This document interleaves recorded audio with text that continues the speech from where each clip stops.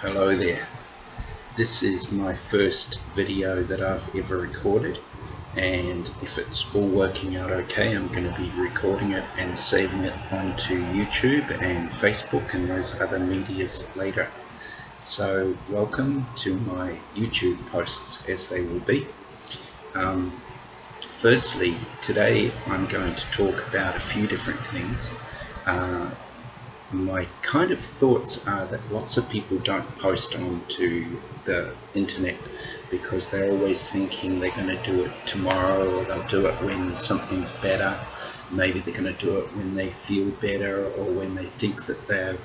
better in some way, maybe when they've lost 5 or 10 kilos, or when they're looking more youthful, or whatever. But the point is that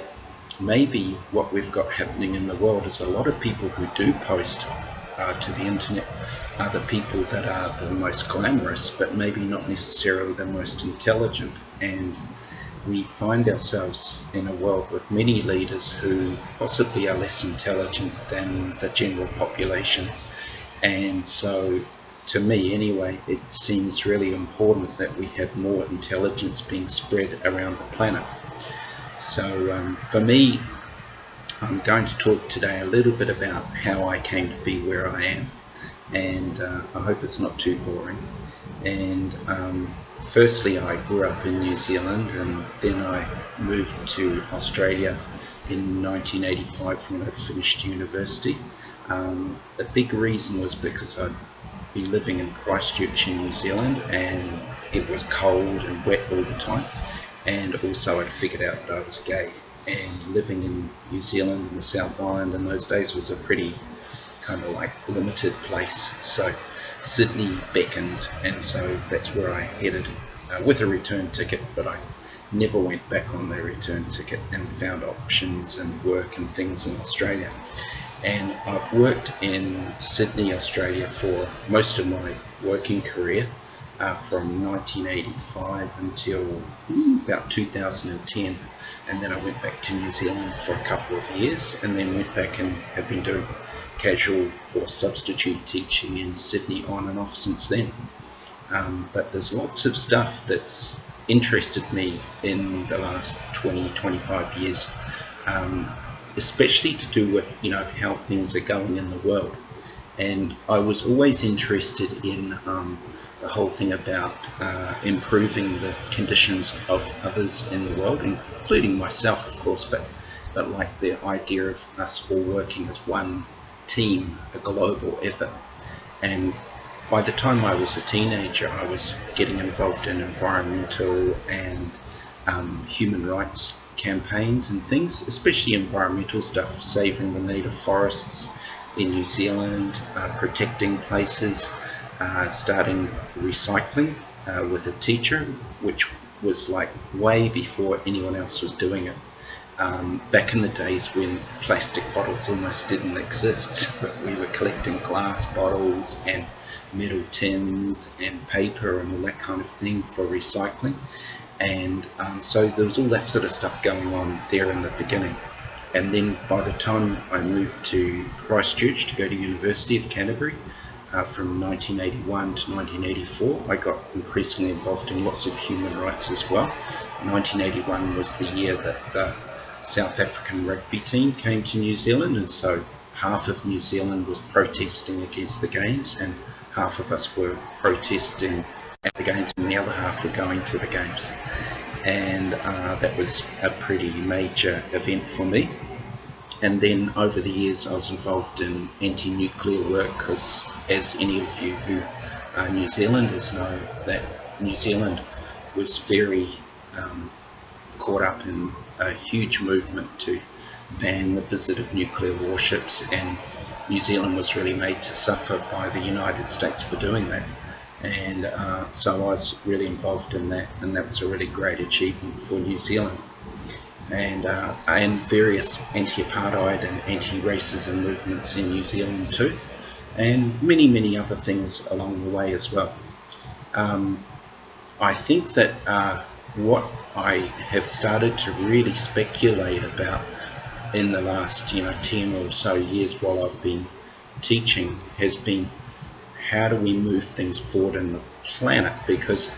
when I was a young student activist, it was kind of like all about, we've got to fight this and we've got to get rid of that, and we've got to oppose this, and we want to push against different things. And then I've started to embrace a lot of more new age ideas in the last 10 years especially, about, you know, some of it's to do with personal development of myself, but it's also about how we move things forward for the planet. And what I become aware of, especially as a teacher and an educator, is that many of the ideas that are being embraced, that are often seen as coming from Western civilization or from the more prosperous countries, are often ideas that have not yet really percolated through to the developing world, or maybe they're only just starting to. And so that's the thing that really interests me, is when we kind of start to look at the thing about the law of attraction, as I generally refer to this new age insight, and traditional socialist or democratic socialist or progressive mindsets as well. What I see happening around the world is that for a long time these two groups have often been in sort of opposite positions, and that's been my experience, dabbling and being involved in both kind of groups of people and movements, is that the two definitely don't gel, and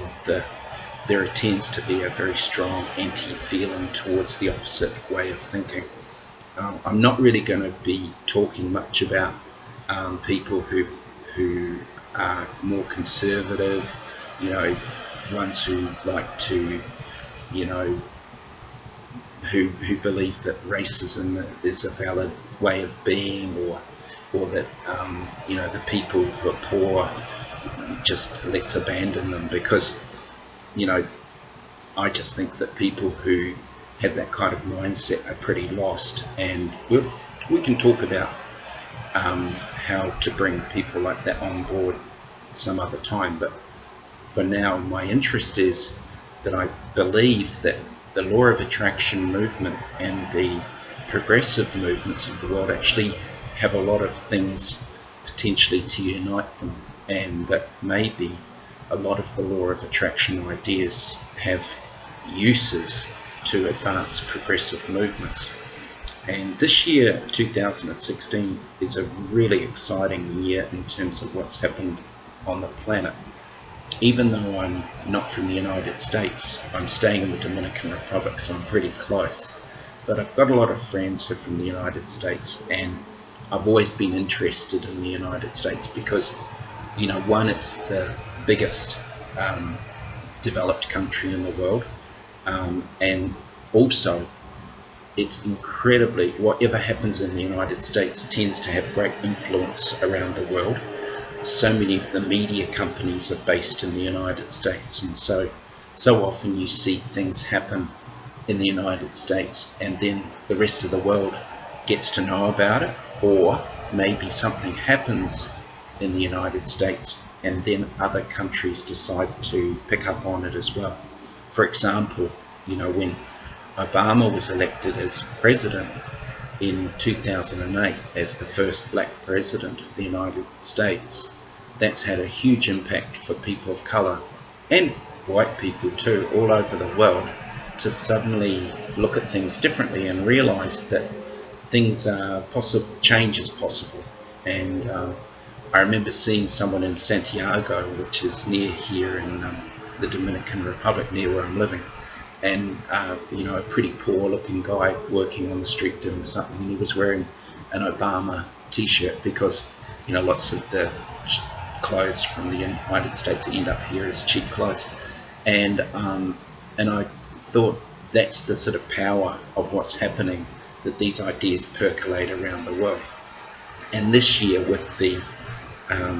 possible selection of Bernie Sanders as an openly democratic socialist, standing for the Democratic Party, even though he didn't end up getting selected, which pretty much is because of a vote rigging system and an elitist system in the Democratic Party, the point was still really obvious to lots of people that Bernie Sanders was the choice of lots and lots and lots and lots of people from the United States. And Bernie Sanders really had a vision that he was talking about major transformation of their country to have better situations for the normal people, that the big corporations need to pay their tax and the big banks need to be held accountable and things like that, and that people shouldn't, it's wrong that people lose their houses over healthcare needs. You know, it's like these are the basic things for society, you know, for a functional world where everyone has food guaranteed, you know, where everyone has medicine available when they need it, and not that it's all about whether you can afford it or not, you know. And the same, of course, with education. Me as a teacher, it's just so obvious that we need good education for every child and grown up too, because,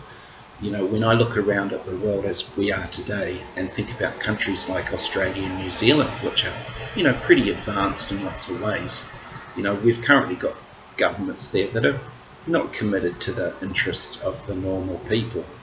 and they were elected by a majority of the population. So, you know, in terms of not just maths and reading and writing, but teaching people to think about issues, you know, teaching people about history, to understand the connection between slavery and racism, and how lots of, you know, minorities are disadvantaged today economically and in terms of power. You know, just because Barack Obama is the president of the United States doesn't mean that, you know, the situation has changed for lots of African Americans in the United States. And the same things can be said for Indigenous people and other people of colour all around the world. And then, of course, once you start to go into history, you can learn about the history of the people who came from Europe too, because, you know, there's lots of elites and people who've been dispossessed and denied decency. You know, a lot of my ancestry is Scottish, and, you know, the story of Scotland, which is something I don't really know that much about, but I have a basic understanding of how the Scottish were dominated by the English, and the experiences of Scotland over the last few hundred years has been pretty dire, enough to cause a lot of the Scots to leave and go to places like New Zealand. So that's part of what I'm really interested in. And the other part is this whole thing about the law of attraction, is, you know, that while it is used by a lot of people for the whole idea of attracting better situations for themselves, and how often we've been made to feel that that's not an okay thing to want, because somehow we have to deny our own well-being for the greater good of humanity or something like that. But actually, it's a really great place to start to explore our own experiences and what's happening for us. And I really believe that if we start to think about visualizing and imagining a greater good for ourselves, but also for others as well, then maybe there's a better chance that we're spurring ahead major change for the planet. And as anyone who knows,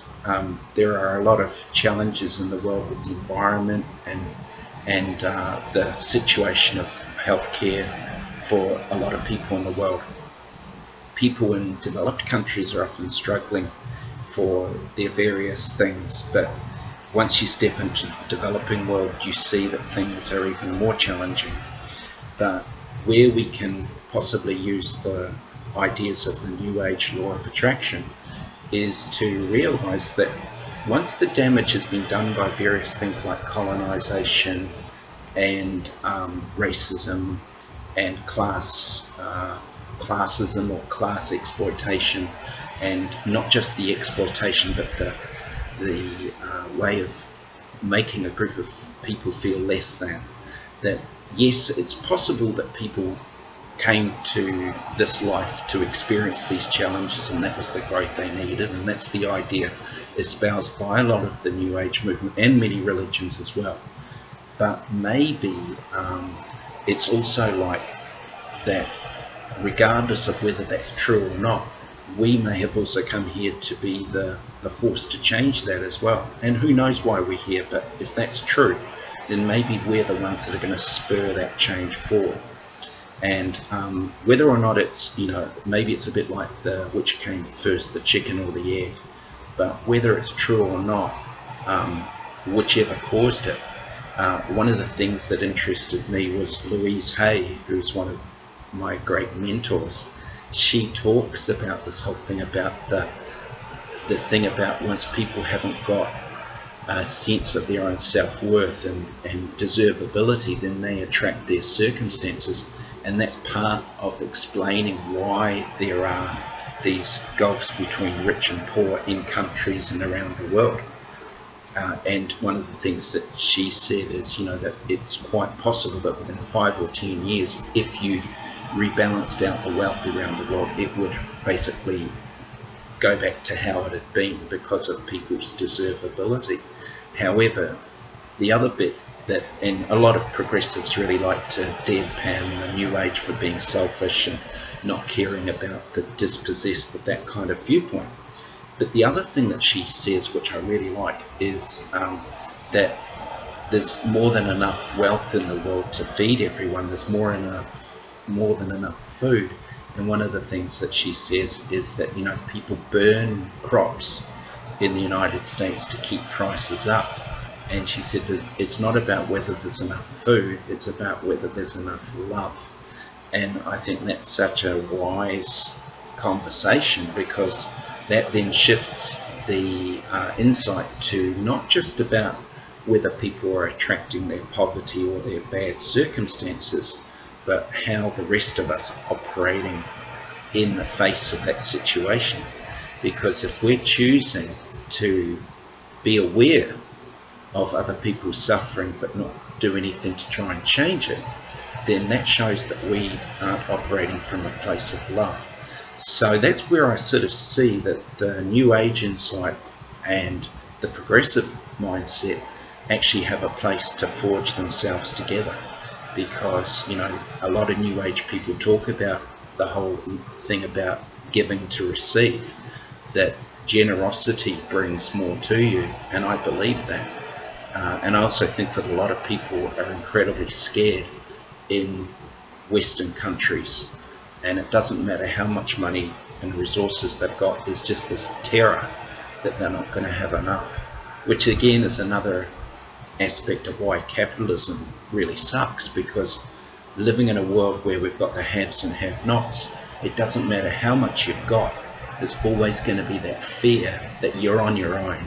that it's you against the group, that you have to be taking care of yourself because you can't rely on the tribe. So instead of resources being allocated for emergencies based on the need of the community, we are all kind of caught up in having to allocate our own individual resources. And that's what causes a lot of the need for mass profit making and putting aside extra resources, because we're all having to do it individually.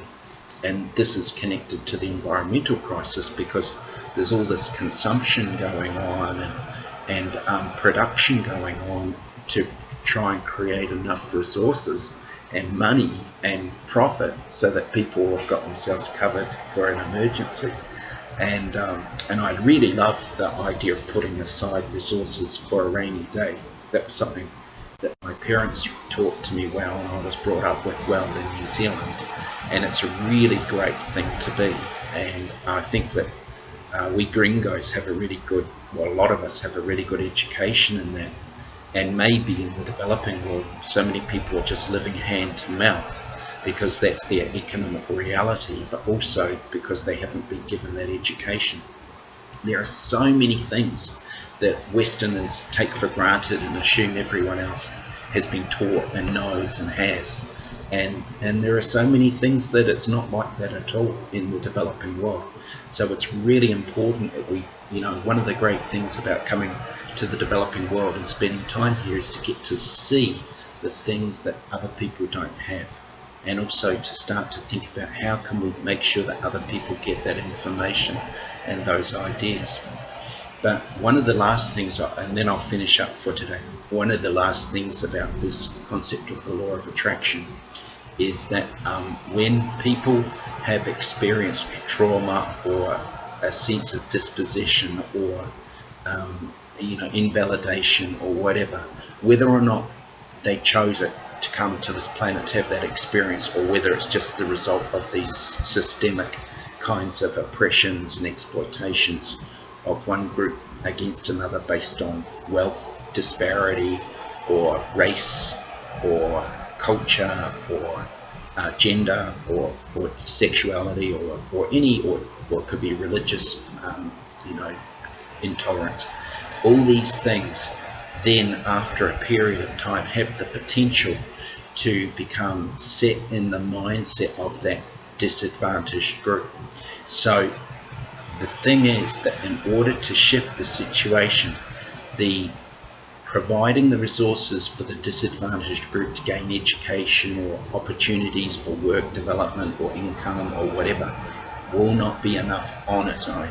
It's also going to require that opportunity for good education to be spread, not just reading and writing and maths, but the insight that we choose our thoughts and our feelings, that things happen to us which cause us to believe certain things about ourselves or about situations. One of the things that I've observed a lot here, being in the Dominican Republic, is how hopeless a lot of people feel, especially the people who come here from Haiti. And when you start to look at the historical situation of 200 years of suffering, first they had a revolution against the French white rulers, and you can only imagine how bad it must have been, because the slavery system was totally brutal, and yet for whatever reasons the black slaves decided enough was enough, and I think that they were probably in a situation of willing to die rather than put up that situation anymore. And then after the revolution, from what I understand, the new rulers were just as barbaric. So this makes you wonder about the whole thing of how you change things has the potential to keep things going. But then 200 years of basically being made to suffer for what they dared to do to the white elite, especially the French, and how they were kept poor as a nation for so long. So these are all interesting ideas to see the historical system in place. But then how do you think the mindset of people becomes after going through that experience for so long? Hopeless, seeing no way for it to change, feeling really dismal, feeling desperate, all this kind of stuff. And so the point I'm getting at is that the changing the system on its own will not probably change the situation, because people are going to keep on self-sabotaging unless they possess the insight to shift their focus from what they've got a lack of or a problem with to start to noticing what they have that's going well. And that's where New Age law of attraction ideas are vital, because we've got to really make sure that people are taking advantage of what changes are occurring. There was, after the major earthquake in Haiti in 2010, where between 200,000 and 300,000 people were killed, massive money went into Haiti. Now the stories are that corruption caused maybe $1 billion to be stolen, that various changes that were supposed to have occurred never did, that aid agencies were led by CEOs earning between $200,000 and $500,000 a year. I mean, that's the American Red Cross, and you just start to wonder what's going on in those aid organizations when that's going on. However, the other bit, which often gets ignored by progressive thinking, is what was the mindset of the Haitian people? When opportunities come to you, do you believe that it's possible it will change or not? And so if you've got a historical experience passed down to you by your family that nothing's ever going to work out, that it's hopeless, that it can never get better, then that's what you're going to be thinking, and therefore often you won't take advantage of opportunities when they come to you. And if you're open to this idea about the law of attraction, that like attracts like, if you're sending out a whole bunch of hopelessness feelings and not feeling at all optimistic about the situation, then you're probably just going to keep on repeating in a stuck pattern. So that's my first post for tonight. I hope it's all good, and if it is, I'll be talking to you again soon. Have a good day.